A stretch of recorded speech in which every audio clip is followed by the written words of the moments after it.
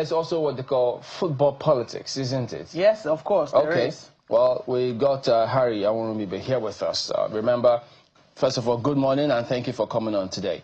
Thank you. I saw him nodding his head when we're talking. That is football politics. Yes. Did we see it in Morocco? Sure. We saw it in Morocco. It played out big. And it played out at the end even stronger. Yes. But wait. The way we play politics in Nigeria, Yeah. you would think that, look, we will elbow anybody in Africa if they come near us, even in sports or anywhere. We are just learners in African sports. Yeah, in African sports politics. The North Africans are at the top right from the days of Issa Hayatou. It's been played at the highest level. So we've not been able to match that. No. But have they gotten away with it? Because only recently you saw CAF's disciplinary board deciding to sanction Algeria for some of those antics that they played out when they lost to Nigeria. Yes. We must emphasize that. Yes, in the quarterfinals. Yes, that's the result of what they did, because CAF, disciplinary committee, really, came down, not even $100,000 from what they will make from the competition. It's just, a little fraction of the accommodative that they will go home with. But that's a warning. It was bad, that match, because they couldn't, on the field of play, they couldn't match, what the Super Eagles of Nigeria presented that day. So they were, overwhelmed. So does it mean that this may not necessarily qualify as sufficient deterrent for them if you say, look, it's just a piece of cake compared to what they're going to make? Sure, but it's a statement, by the football governing body in Africa. It's a statement. Though 100,000 is a big deal, for some. But for the North Africans, I don't think it's that what they are hell-bent in winning, and winning at all cost, whatever it would, that they are not afraid of being sanctioned, anywhere, whenever a big competition like that. But then the organizers, the football governing body in Africa, had to come very hard. And that will, if the Algerians will be fined, you could not expect what will happen, in the chaotic final match, quit put the game into disrepute. So they are going to come hard on the both sides. But I think the Senegalese will bear the brunt of what happened on the last day. And CAF hammer really will come hard. I saw the statement of the president of FIFA on that particular match, and I also saw how that has been interpreted on social media. I know that the controversy that came from that walk off the pitch during the match, came on there. As a matter of fact, it nearly overshadowed the victory of Senegal. Exactly. Because a lot of people were debating as to whether or not Senegal was right to have walked off the pitch in protest. As to whether or not it was because I'm trying to remember the name of the player who encouraged his teammates to come back. Sadio Mane, yes. Whether it was a good thing. Maybe he already knew the rules and he knew that his team could bear the brunt of this, and that's why he kept on encouraging them to come back and finish the game. Exactly. But some people believe that the way that has now been couched, the manner in which that has now the controversy has now been couched, has put Senegal in the Senegalese team in a bad light, and that it ought not to be so. That's what they believe. They believe that there is an attempt not just to paint the Senegalese team in a bad light, but to paint African football in general in a bad light. And perhaps that could pressure CAF to go harder than it would normally do just to make a point. Do you suspect that? The rules are the rules, and you got to play according to the rules. Before you enter that competition, you have read the rules, and you signed up to abide by the rules. It's clear. You do not walk off the pitch. The Senegalese, they know that they're aired. Even if it's one man, some are arguing that one man, Sadio Mane, was remaining on the pitch. It doesn't take anything away that the entire team walked off. But one person walked off and went to the dressing room. It's bad enough that even the coach, the chief coach, signaled his players to walk off the pitch. The rules are there.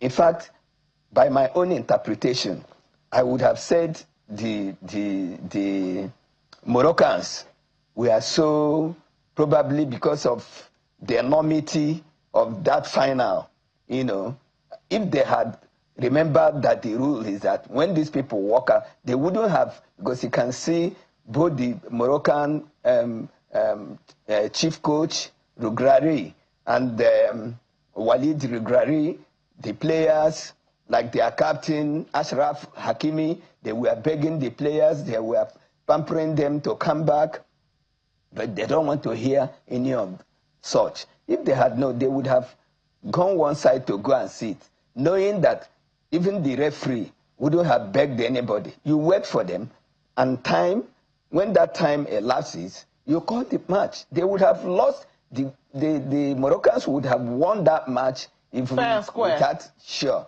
But every other thing that they, including the referee, I think they were overwhelmed. They didn't do what they're supposed to do. I was shouting while watching it, you know, in the comfort of my room, to say that, look, the Senegalese, they have lost this match, you know, because the entire team, but one player who consulted a former coach of about 2 or 3 countries in Africa, Claude Leroy, who knows the rules. You know, even the Senegalese ex-player, you know, whispered into the ears of Sadio Mane that, look, you don't have to do this. For that reason, the CAF disciplinary, of course, they have opened, you know, the books for them. And the result is not going to be very palatable, you know, in the ears of the Senegalese. But they will say they've won the trophy, but this trophy can be even taken away from them. Sure. And given to who? Morocco? To Morocco. If they have, is that not going to be compensating Morocco? Well, you can't call it compensation because the rules are there. If the rules have said, if you walk off from this thing, it will be taken away from you. It will be taken away from you. Have you not seen, even in the Olympics, gold medals being awarded, and at the end of the day, Nigeria relay team at a time benefited from that because those who I remember that case, but does it mean the referee did not know the rules? Well, that's what I said earlier. That he must have been overwhelmed. Yes. You know, it's interesting. I'm reading Infantino's statement now. He says, I expect that the relevant disciplinary bodies at CAF will take the appropriate measures. He's putting pressure. Well, you can't call it. See, Infantino, his elections, Africa has over 52 votes. It's a very big, block in FIFA elections. So if you don't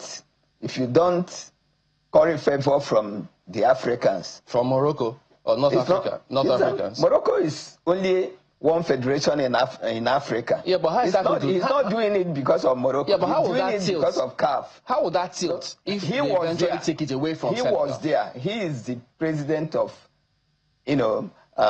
International Football Federation. Yeah. So he has to make his own comment, and he knows that FIFA, because if CAF sanctions Senegal or Morocco, FIFA is going to stand on that and also punish such people. Yeah, that can happen. But if it tilts in such a way that they will take that trophy from Senegal and give it to Morocco, how is that going to go in terms of what African countries will think of FIFA? Does it mean because nobody is going to think about anything? Is that all about the rule books? Is it in the books? If it is in the books, they will activate it. So what will be the punishment for Morocco in terms of how they behaved to teams that they hosted? Of course, the unruly behavior of the Moroccan fans or those who are stealing towels of goalkeepers, yeah.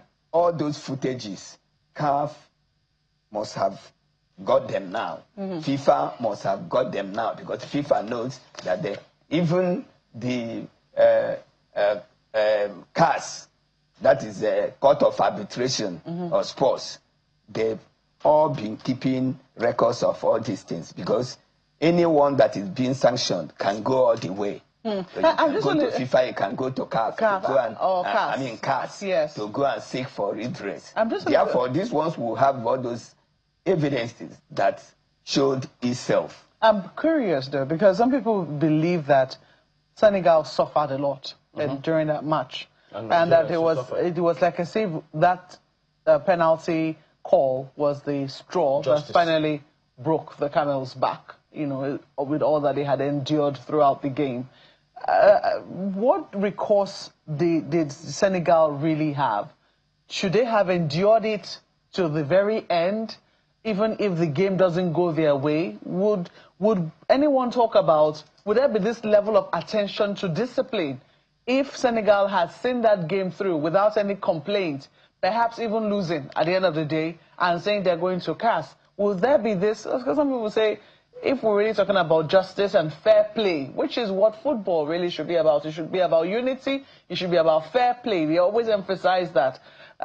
Would they really have been able to say that they were treated fairly, even if they went to all of these other, systems of redress after the games? Sure, because you see why this thing is.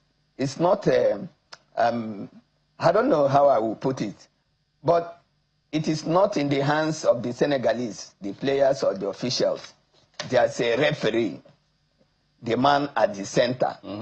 The rule says, whatever he says is the final. Exactly. So, talking about the infringements or the penalty calls, truly, from my own point of view, that's my personal opinion, the one that was denied the Senegalese, the referee had already blown because the guy who headed that ball into the net shoved Ashraf Hakimi. And he has fallen. And the referee, by his own interpretation, said it was a foul. So it was not given. But if we go by that principle... And VAR, whether they called him or they didn't call VAR at that time. Yes, it did not go. The one that awarded the Moroccans the penalty, he didn't see it. The player complained, and the whole world saw that Diouf dragged theirs on the floor. By all standards, it was a penalty. We'll see. It was a penalty. We'll see what happens. They shouldn't have walked for whatever reason. Why did Nigeria not walk off the pitch on their own? But they know the rules. But when most of them came back, the referee already blew. Obey the last order. Obey before complain. That's what football rules say. Yeah, but if we go by the principle you mentioned, right? Since they came back and the referee blew, the match went, the match finished. Is that not supposed to be the final say? Yes, that's what he did. Okay. And that's why I said, well, wait and see. It is not finished until it is finished. But now politics. The thing has gone, yes. The thing has gone to the boardroom. Yeah. And it's at the boardroom that it will be determined. But to ask if the Senegalese, because of that walking off the pitch, they will be punished. But on this one, concerning us and Algeria, are you happy about the decisions of CAF? Yes, I'm very, very glad that they have been sanctioned. So it should serve as a deterrent, you know. All right. If you ask me, average North African team, would they, because of this, say they will not harass their opponents? They will not. All right, Harry Awurimibe, sports journalist, thank you for your time this morning. It's my pleasure being here.